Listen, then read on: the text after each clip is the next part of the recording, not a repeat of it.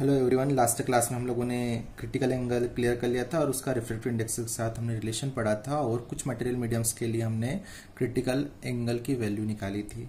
Okay, आज हम पढ़ने के लिए जा रहे हैं टोटल इंटरनल रिफ्लेक्शन। क्या होता है टोटल इंटरनल रिफ्लेक्शन? ओके, तो इससे पहले हमने जब क्रिटिकल एंगल पढ़ा था तो हमने क्लियर किया था कि जब भी लाइट रे कहां से कहां पास हो रही है, डेंसर टू रेयरर। ओके, और जब इंसिडेंस एंगल की वैल्यू क्या हो जाती है, क्रिटिकल एंगल की वैल्यू की इक्वल हो जाती है, तो जो एंगल ऑफ रिफ्रैक्शन होता है वो कितना हो जाता है, 90 डिग्री हो जाता है। और लाइट रे कुछ इस टाइप से सरफेस से होकर पास होती है, दोनों के इंटरफेस से होकर पास होती है। किसके किसके इंटरफेस? डेंसर मीडियम और रेयरर मीडियम के जो इंटरफेस है, मीन्स ऊपर डेंसर और नीचे रेयरर, दोनों का जो इंटरफेस पॉइंट है उससे निकलकर रिफ्लेक्टेड रे पास होती है। ओके, यहाँ पर हमने एक एग्जांपल ले लिया है कि डेंसर मीडियम है डायमंड और एक रेयरर मीडियम है एयर। ओके, और जो डेंसर मीडियम में डायमंड है उसका क्रिटिकल एंगल कितना है, 24.41।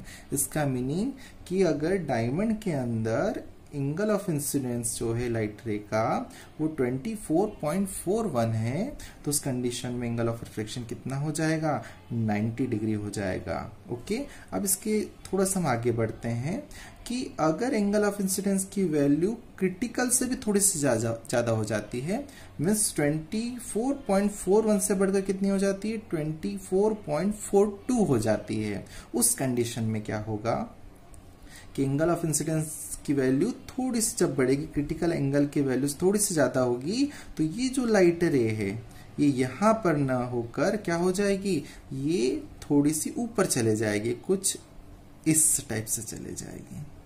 क्लियर है?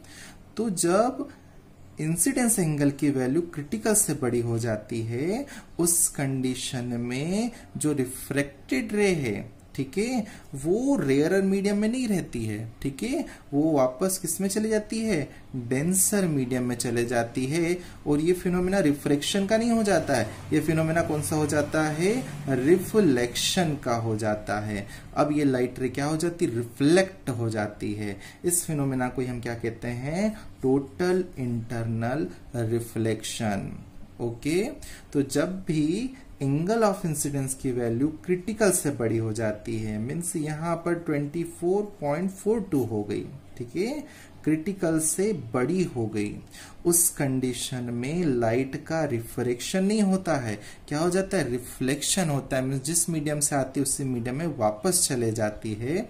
तो इस फिनोमिना को हम क्या कहते हैं, टोटल इंटरनल रिफ्लेक्शन। ओके, अब जब भी टोटल इंटरनल रिफ्लेक्शन होता है तो हमारे जितने भी लॉ हैं वो किसके लगने लग जाते हैं, रिफ्लेक्शन के लगने लग जाते हैं, न कि रिफ्रैक्शन के। ओके, इसलिए हम इसको क्या कहते हैं, टोटल इंटरनल रिफ्लेक्शन।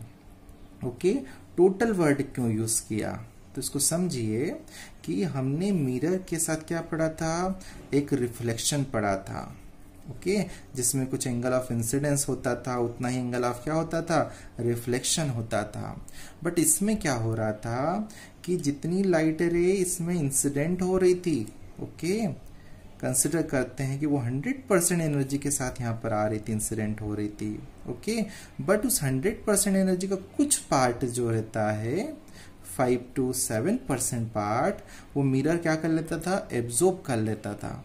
ओके, इसमें से जो रिफ्लेक्टेड लाइट रे रहती थी ओनली कितनी रहती थी, आपकी 93 to 95% रहती थी। Okay, but total internal reflection में क्या होता है, अगर 100% एनर्जी के साथ लाइट रे इंसिडेंट हो रही है तो रिफ्लेक्शन के बाद में भी वो कितनी रहेगी, 100% ही रहेगी, इसमें एनर्जी का लॉस नहीं होता है। ओके, तो सिंपल जो मिरर से रिफ्लेक्शन होता है उससे टोटल इंटरनल रिफ्लेक्शन बहुत अच्छा होता है, इसमें एनर्जी का लॉस नहीं होता है।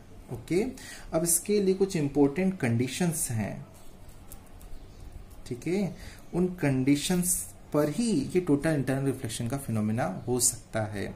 फर्स्ट कंडीशन ये है कि लाइट रे हमेशा कहां से कहां पास होनी चाहिए, denser medium to rarer medium पास होनी चाहिए।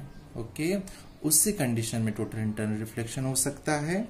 ओके, और सेकंड कंडीशन है कि एंगल ऑफ इंसिडेंस की वैल्यू क्रिटिकल एंगल से बड़ी होनी चाहिए।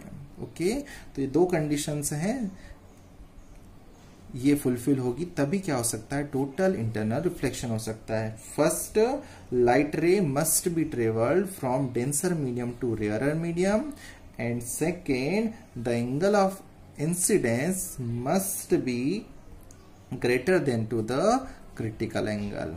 ओके, तो ये होता है टोटल इंटरनल रिफ्लेक्शन। ओके, और उससे रिलेटेड कंडीशंस। अब इससे रिलेटेड कुछ फिनोमिना होते हैं। ओके, हम उसको नेक्स्ट क्लास में पढ़ेंगे और उसकी कुछ एप्लीकेशंस पढ़ेंगे। Okay, thank you.